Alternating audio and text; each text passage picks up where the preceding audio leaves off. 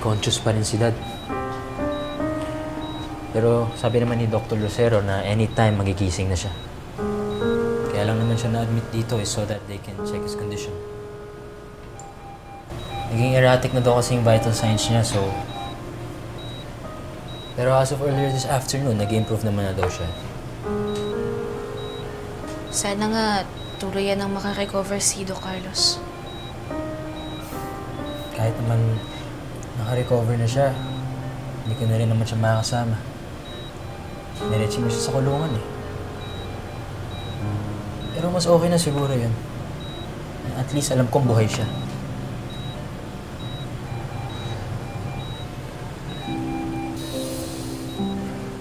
Hindi ko alam paano ko hihingi ng tawad sa lahat ng kasalanan ng dad ko.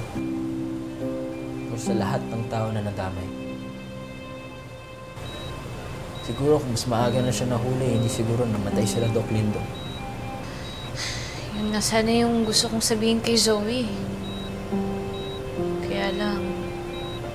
Bakit? Ano naman nangyari? Inaway kita naman ba ni Zoe? Nakinig niya kasi kami nagkukwentuhan nila Nurse Evan. Akala niya gusto kong mamatay si Doc Carlos. Mali yung pagkakaintindi niya sa akin. Tapos ayun, nagalit siya. Tuluyan na talaga akong nawalan ng kapatid. Your loss is my gain. Mas mabuti nga siguro na kayo yung totoong magkapatid. Mas magkasundo naman talaga kayo eh. Harry, alam mo ba kung saan ospital lilipat si Zoe? Hindi naman niya nababanggit sa akin mga plano niya.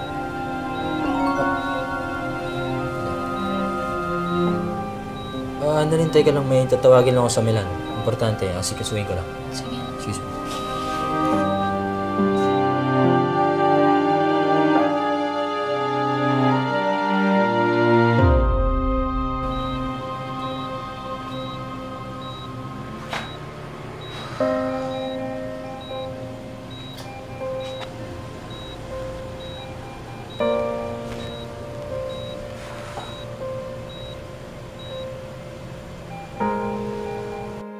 Ang matagal kong niligawan to join our team in Eastridge under Neurosurgery Department. Alam ko, kilalang-kilala niyo siya. Excited tayo lahat. The youngest doctor in the Philippines. Let's all welcome Doktora Annalyn Santos.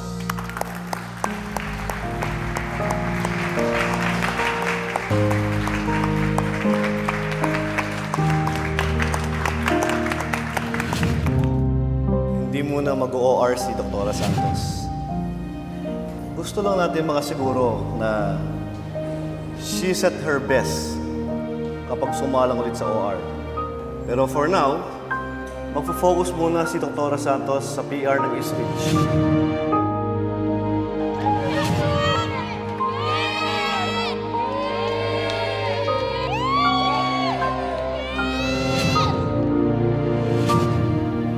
Kapag nasa ospital tayo, doon mo lang ako tawagin, Doc.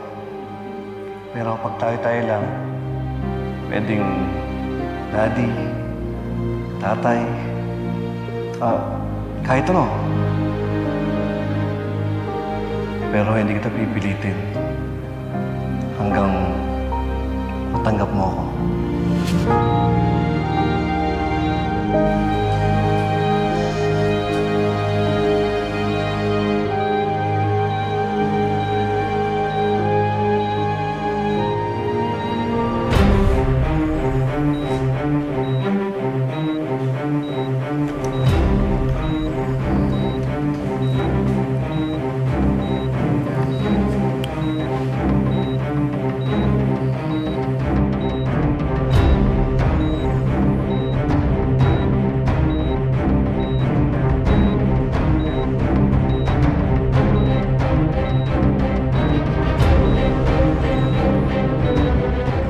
Sorry, Carlos.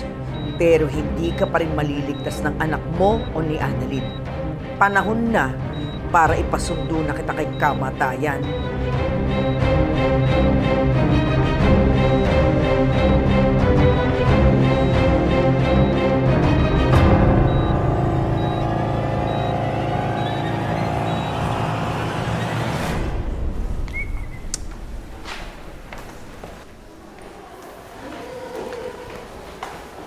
Zoe. Harry, Akala ko hindi mo dadalawin si Daddy eh. pinakalma ko muna yung sarili ko bago ako bumalik dito. Hindi naman pwedeng hindi ko dalawin si Doc Carlos eh. Doc Carlos? I mean, si Daddy. Sayang, hindi rin kayo nagtagpo ni Annalyn. Ay. Alam mo, Harry, as much as possible, ayoko muna makita si Annalyn. Zoe, alam ko mahirap hilingin na magbati kayo ni Annalyn. Pero sana wag mo na muna siya awayin. She told me na you guys had an argument earlier. Sinabi ba niya sa'yo kung bakit? Alam mo ba na gusto niyang mamatay yung daddy natin? Zoe, baka na misinterpret mo lang Oh my gosh, Harry! You're so blinded by Annalyn! Let me remind you na yung nanay niya ilang beses pinahirapan at kinidnap ni Daddy. She blames him for the death of Doc Lindon, Doc Katie at si Justine. Kaya hindi imposibleng ipagdasal niya na mamatay si Daddy. Zoe! Look, Harry, my point is, kahit gaano pa kabait yung tingin mo kay Annalyn, kayang-kaya niyang gumawa ng masama. Lalo na kung naisip niya na naagrabyado siya. Hindi ganun ang pagkakakilala ko kay Annalyn. Well, ibig sabihin, hindi mo pa talaga siya kilala. Darating yung araw na makakagawa siya ng masama, lalo na sa mga taong ayaw niya at isa si Daddy doon. At pag dumating yung araw na yon, lalapit ka sa akin at sasabihin mo, tama ako.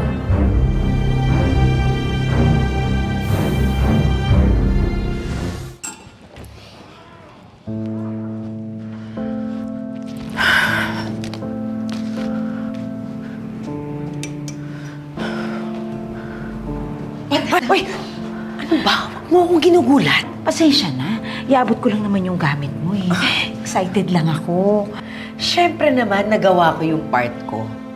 Na-inject ko yung insulin glulicin katulad ng nabasa ko sa cannula ni Doc Carlos. Ang galing mo talaga, madam! Ay nako, muntik pa ako mahuli kanina. Dumating ba naman si Annalyn kasama si Harry? Ay, buti na lang hindi kayo nahuli. Ang sabihin mo, mabuti na lang at dumating si Annalyn. Bakit naman, madam? Dahil may naisip ako na mas ikagaganda pa ng mga plano ko.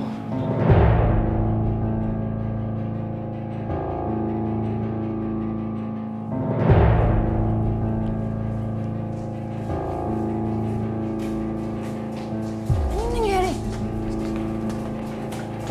Ha?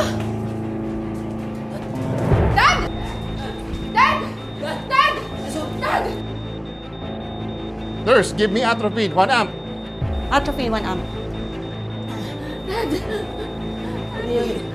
Dad! Dad! Anong nangyayari? Dad! Dad! Dad! Dad!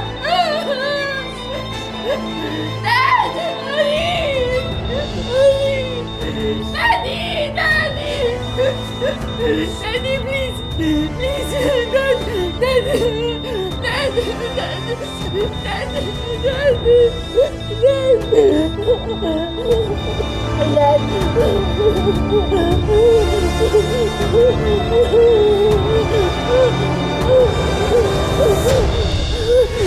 May nag-inject ng insulin sa kanya. Kitang-kita naman sa lab test na yan. I'm just trying to protect my dad. Ano man ang gagawa nun? Siyempre, may galit lang naman kay Doc Carlos ang gagawa nun, no? What? Iniwan mong mag-isa si Annalyn sa kwarto ng daddy mo? Opo. Is there something wrong? Obviously, ang gumawa nun may alam sa mga gamot. A medical practitioner, a nurse, or a doctor, or someone who wants to see him dead. Paimbestigahan natin yan. Hindi namin yan palalampasin. And I have a strong feeling na si Annalyn yun. Zoe, that's a grave accusation. Wala pa namang investigasyon. At sana, huwag kayong maging bias sa investigasyon dahil anak mo ang involved dito. Hindi to gagawin ni Annalyn. That's your opinion, Dr. Tayo.